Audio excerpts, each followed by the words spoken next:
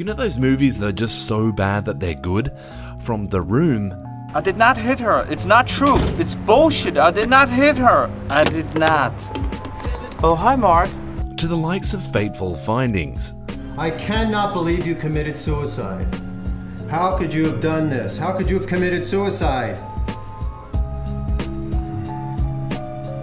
I can't help you out of this one, Jim. Morphine, made by indie developer Kerman Kambasa, claims through his Steam page that it's a story-driven dramatic horror game following the story of a boy named Peter as he's bullied at school and treated like shit at home. On paper, that sounds interesting, but fuck, does this game go from being interesting to being the best worst thing I have ever played. For those looking for a drama-filled game or a horror game, this isn't for you.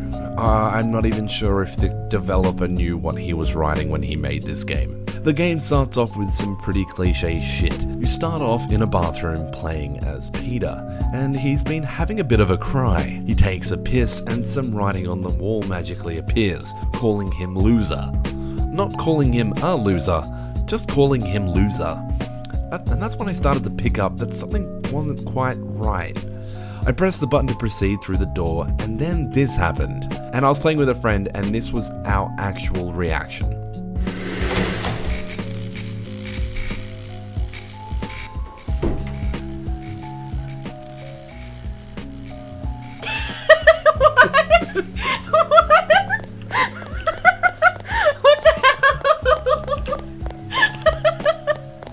We proceeded down the hallway and some ASMR shit took place. We read the grammatically incorrect journal entries, and then the game had a good old scream at us, but then made us laugh at the same time. The tonality of this game is incredibly confusing and hilarious at the same time. Now, I'm not going to delve into this too much, as this is a game that is just so bad it's good, but you really need to play it with a mate whilst having a few beers and just experience this for yourselves. So many things about this game are just so hilariously ludicrous. The whole time it feels like it's trying to be more serious than what it is, with constant attempts to be deep, its poor translation to English, and its lacking of understanding of how any social interaction actually works in the real world. The game is just a bundle of laughs in every single facet, from glitching through rocks, to doing lock-picking mini-games, to opening mini-door games which don't really make a whole lot of sense, to jumping rabbits at dramatic moments, to so many unexplained questions to be loaded into the Matrix. The best thing about this game is the ending, and no, not in the sense of, oh thank god it's over. Now I'm not going to ruin it, but there is a twist that happens at the end, and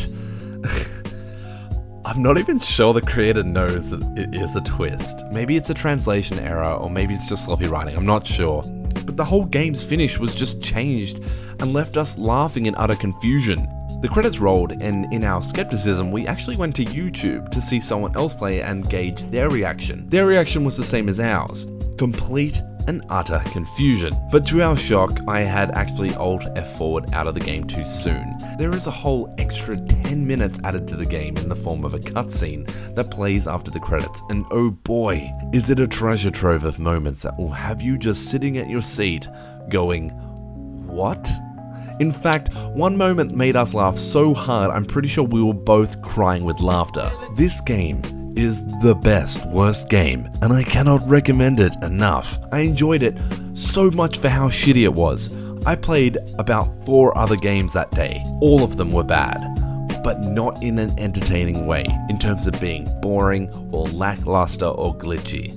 Please buy this game if you want to laugh. It sells for $3 on Steam, it goes towards the developer, and I really hope he makes another game like this. If you like what you've seen here and you want to see more, hit the like and sub button. This is Sean Maurice from Hihu. Thanks for watching.